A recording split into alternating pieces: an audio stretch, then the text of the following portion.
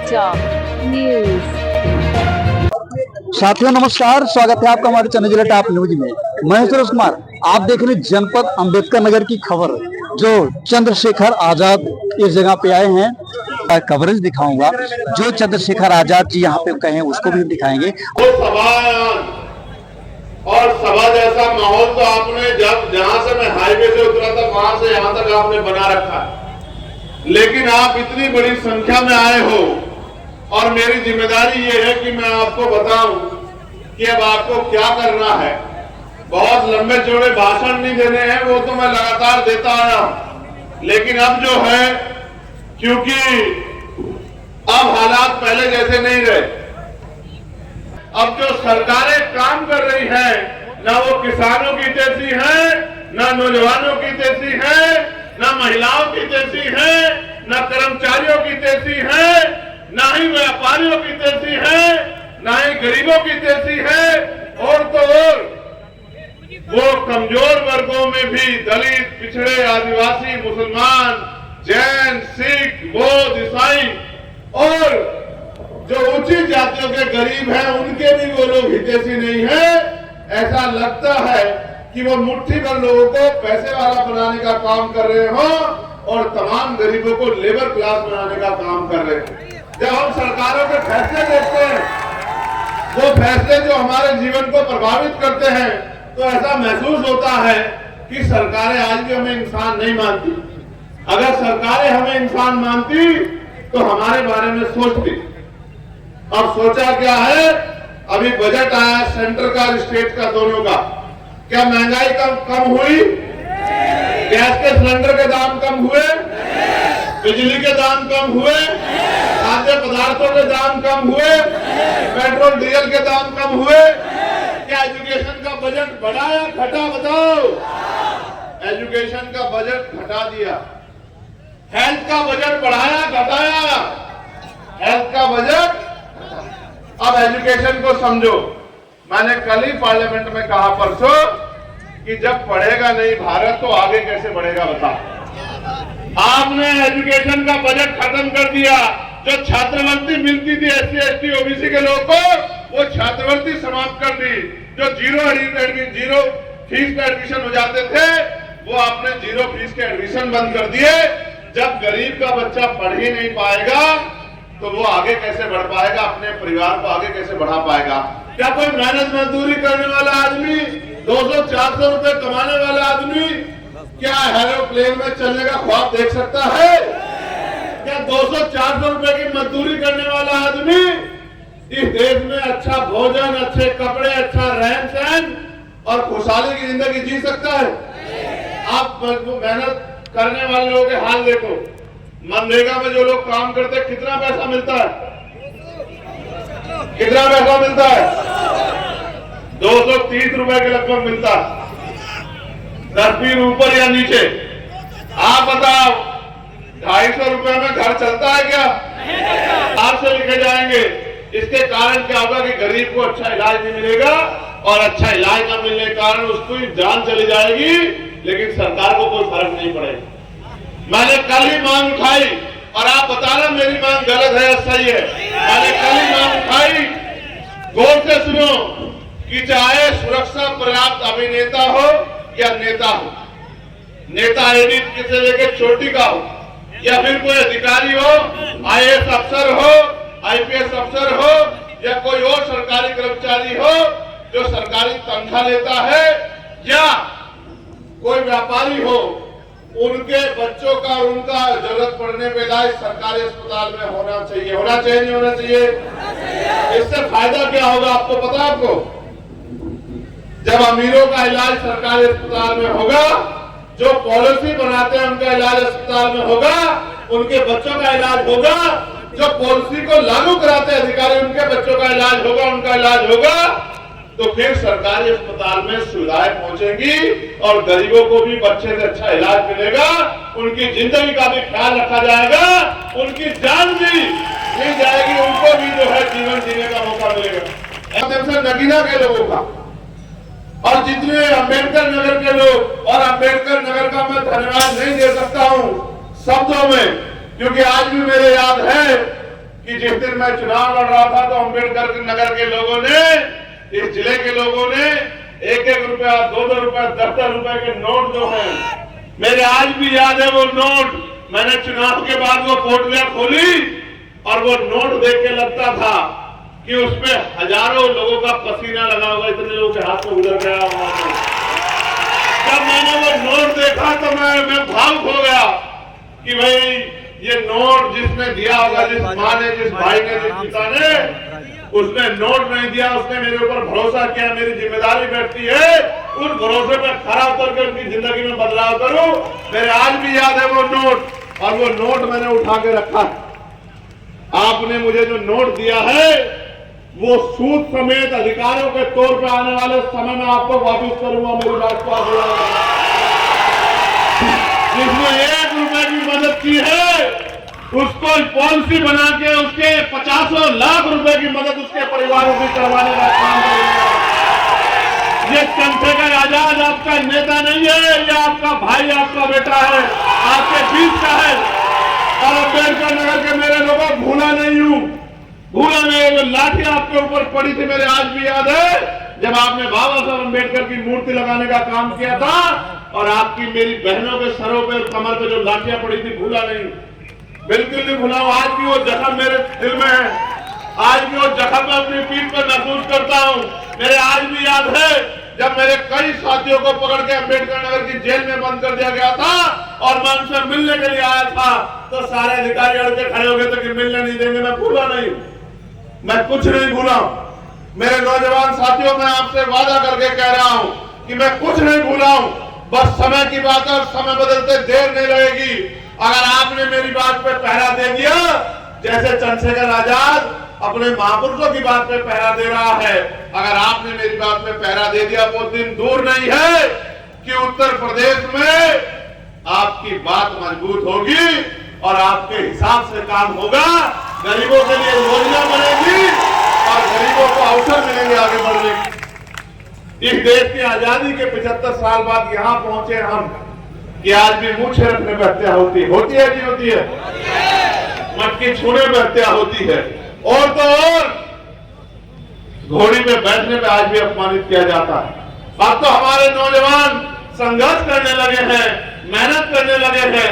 मैं उनकी आंखों में चमक देखता हूं और मैं समझता हूं कि नगीना के रिजल्ट के बाद उनके मन में बात चल रही है कि हमें अपने अपने विधानसभाओं में भी रिजल्ट इस बार देना है। चल रही है, बताओ तो तुम पे भी मौका आन पड़ा है। बताओ मेरी बात को आगे बढ़ाओगे नहीं बढ़ाओगे? बताओ। ऐसे मुट्ठी बंद करो जो लोग मदद करेंगे। अब मेरी बात पर गौर करो, मुट्ठी नीचे करके।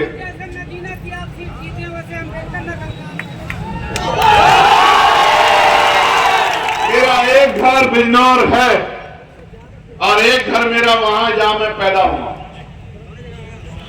लेकिन मैं इस मंच के माध्यम से कहता हूं कि आपके हर घर में मेरा घर है, मेरी बात को। और जब तक उन घरों में खुशहाली नहीं आ जाती, उनको सम्मान का जीवन नहीं मिल जाता, तब तक चंद्रशेखर आजाद कहीं नहीं जाने वाला। मेरी बात को अब याद रखो। देखो मेरी बात पे गौर करो, ये लोकतंत्र है। जिनके पास वोट है उनका राज होना चाहिए। लोकतंत्र यानी कि बहुमत का शासन, जिनका वोट होगा उनका राज होगा। और वोट यहां कमजोर वर्गों के लोगों पर है क्योंकि उनकी संख्या 85% से ज्यादा है। अगर वो लोग अपने वोट को इकट्ठा कर लें और अपने वोट का सही प्रयोग कर लें तो वो दिन दूर नहीं है कि उनका राज काज आ जाए। नगीना के लोगों ने मेरी बात को मान लिया, नगीना के लोगों ने मेरी बात पे पहरा दे दिया। नगीना के लोगों को क्या मिला? आज डीएम उनकी सुनता है, आज एसएसपी उनकी सुनता है, आज सीओ उनकी सुनता है, थानेदार उनके सुनते हैं, तमाम डिपार्टमेंट के लोग उनकी सुनवाई करते हैं। और तो और हर साल 5 करोड़ रुपया उनको मिलता है अपने क्षेत्र में सड़कें बनाने के लिए, अपने क्षेत्र की समस्याओं को खत्म करने के लिए, अपने क्षेत्र को आगे बढ़ाने के लिए, स्कूल कॉलेज बनाने के लिए। उनके साथ साथ नगीना के लोगों को उनकी सेवा करने वाला चंद्रशेखर आजाद भी मिला। अगर आप भी मेरी बात को मान लो और देखो, आपको मौका 27 में नहीं मिल रहा है, आपको तो मौका अगले 2.5 महीने के अंदर मिल रहा है। ये कटहरी विधानसभा में उपचुनाव है, ये कटहरी अंबेडकर नगर, ये हमारा दिल है, हमारा घर है, बहुजन मूवमेंट की सबसे मजबूत धरती है। आपने बहुत सारे लोगों को एमपी एमएलए बना दिया है, एक एमएलए आप लोग यहाँ आजाद समाज पार्टी का भी बना दो। उतने इतने संख्या में एमपी अच्छे, आपका अकेला चंद्रशेखर आजाद अच्छा, बताओ, जोर से बताओ। और अगर आपने यहाँ कटहरी से भी हमारा विधानसभा का विधायक जिता के भेज दिया तो हमारी ताकत आगे बढ़ेगी या कमजोर होगी, बताओ। तो चाहते हो नहीं चाहते हमारी ताकत बढ़े। अब इस पे मुझे एक बात कहनी है, गौर से सुनना नौजवानों, फोन बंद करके बताओ। 48,20,000 करोड़ का बजट है, कितना का? कितनी जीरो होती है पता है? 48,20,000 करोड़। और उसमें से आपको क्या मिला है पता है आपको? उसमें से मिला आपको 26,000 करोड़ रुपया। कितना? 13,000 करोड़ रुपए शेड्यूल कास्ट के लोगों को और 13,000 करोड़ रुपए शेड्यूल ट्राइब के लोगों को, आदिवासी लोग। और आपकी जनसंख्या कितनी है आपको पता है? भारत की जनसंख्या का 25%। मिलना कितना चाहिए था पता है आपको? मिलना चाहिए था 12,00,000 करोड़। कितना मिलना चाहिए था? और मिला कितना? 26,000 करोड़। लाख नहीं, यानी कि जितना मिलना चाहिए था उसका 1% पैसा नहीं मिला। फिर समझो, 1 रुपए से बंटवारा, मानो लाखों करोड़ों को छोड़ दो, 1 रुपए का बंटवारा होना था और SC ST के लोगों को मिला 50 पैसे। कितना? 50 पैसे नहीं, 0.050 पैसे। कितना? 1 पैसे से भी कम। और सरकार कहती है कि इससे आपकी तरक्की हो जाएगी।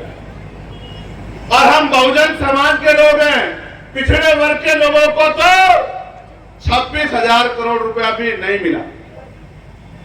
जब बांटने वाले लोग उनके बैठे होंगे तो पैसा आपके घरों में नहीं आएगा। जब बांटने वाले लोग वो बैठे होंगे तो पैसा उद्योगपतियों के घरों में जाएगा, उनके घरों में जाएगा। और जब बांटने वाले लोग आपके होंगे, जब तराजू आपके लोगों के हाथ में होगी तो बंटवारा ईमानदारी से होगा और ये 12 लाख करोड़ रुपया आपके घरों तक आएगा। मेरी बात को आप याद रखना।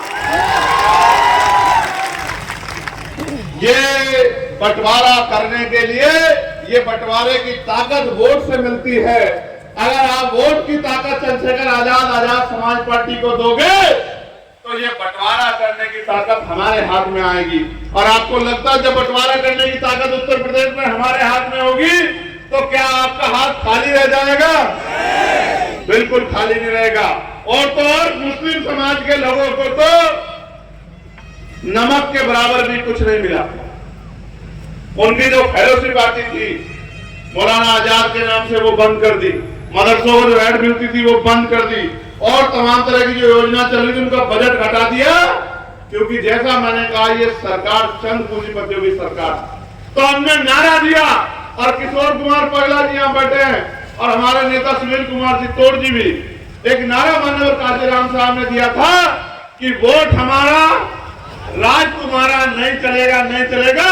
और इस बार बजट में हमने नारा दिया कि वोट हमारा और नोट तुम्हारा। ये भी अब इस देश में नहीं चलेगा, नहीं चलेगा। ये हवा गवाही दे रही है कि कटहरी में हवा आजाद समाज पार्टी की चलने वाली।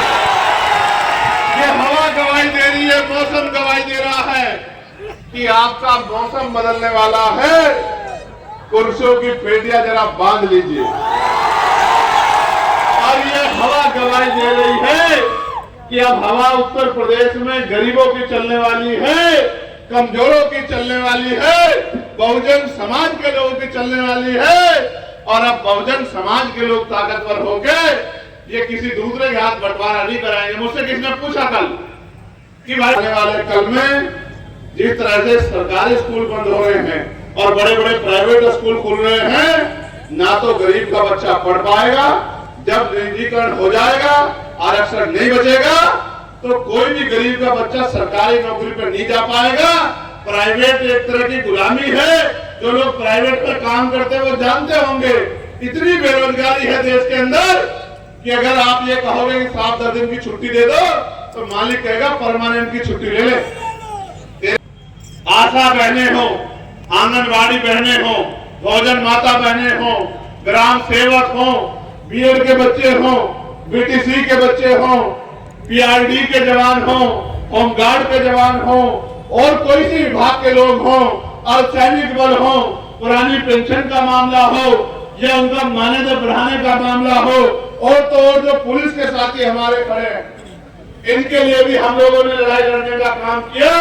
हमने पार्लियामेंट में इनके लिए भी आवाज उठाई कि इनकी ड्यूटी भी 8 घंटे की होनी चाहिए और बॉर्डर स्कीम खत्म करके इनको भी सप्ताह में 1 दिन छुट्टी मिलनी चाहिए, इनकी वेतन विसंगतता दूर होनी चाहिए।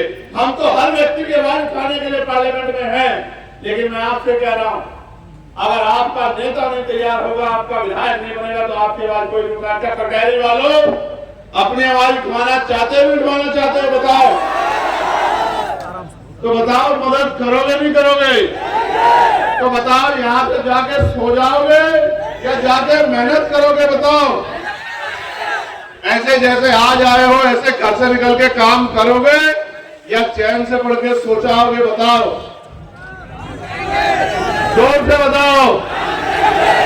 अगर करोगे मेहनत तो मिलेगी ताकत, और नहीं करोगे मेहनत तो जो दया में रूखी सूखी मिलेगी उसको खाके टाइम काटते रहना।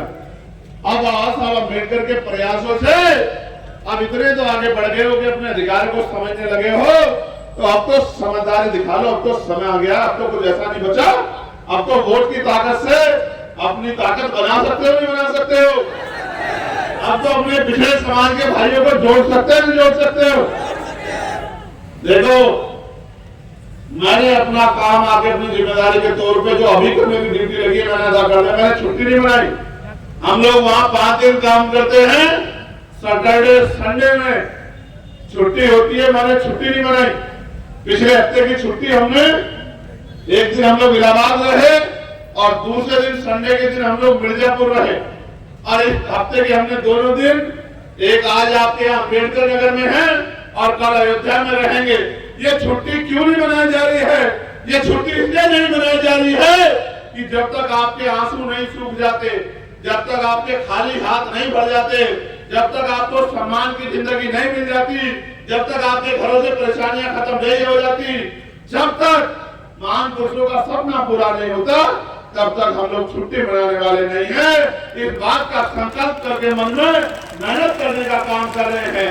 इसलिए मैं आपसे उम्मीद करता हूं, कटहरी में हमारी दूसरी सभा भी है, लेकिन आज जो लोग यहाँ मौजूद हैं और जो नेता जिनकी ड्यूटियां लगी है, उन सबसे मैं कह रहा हूं, अगर अभी नहीं तो कभी नहीं। अगर इस बार आप नहीं कर पाए तो आने वाले समय में मुझे नहीं लगता कि आपके पास मौका बचेगा कि आप अपनी ताकत बना सको। इसलिए मैं आपसे कहना चाहता हूं, इसी बार आपको महान पुरुषों को, सपने को आगे बढ़ाते हुए और आजाद समाज पार्टी के प्रत्याशी को जिताने के लिए उतनी मेहनत करनी है जितनी मेहनत मैं कर रहा हूं। बताओ, करोगे नहीं करोगे? दोनों हाथ वैसे उठाओ, मुट्ठी बंद करके, जोर से मुट्ठी बंद करो, इतनी जोर से बंद करो कि आपके हाथ में रखा हुआ सामान गिर ना जाए। बताओ, ऐसे ताकत बना लोगे नहीं बना लोगे? बताओ, हमारा निशान क्या है? बताओ जोर से। उनका महिलाएं बताएंगे और कोई नहीं बोलेगा। बस बताओ, अपना हमारा निशान क्या? बताओ। आवाज कम आ रही है हमारी माओ की, जिनके बच्चे इतने ताकतवर हो, उनकी आवाज को जबरदस्त आनी चाहिए। बताओ, निशान क्या है हमारा? आवाज कम आ रही है, जोर से बोल के बताओ। अभी भी मेरी मां की आवाज कम है, जोर से बोल के बताओ। क्या निशान? अभी भी आवाज नहीं है, मेरी आवाज अकेले की तुमसे ज्यादा। बताओ क्या है हमारा निशान? तो नारा क्या है हमारा कि सारी पार्टी देख ली, सारी पार्टी देख ली, सारी पार्टी देख ली। और एक नारा और लगा देना, मैं इधर से नारा लगाऊंगा उधर से आप पूरा कर देना। वोट हमारा, राज तुम्हारा। वोट हमारा, राज तुम्हारा। और वोट हमारा, नोट तुम्हारा। वोट हमारा, नोट तुम्हारा।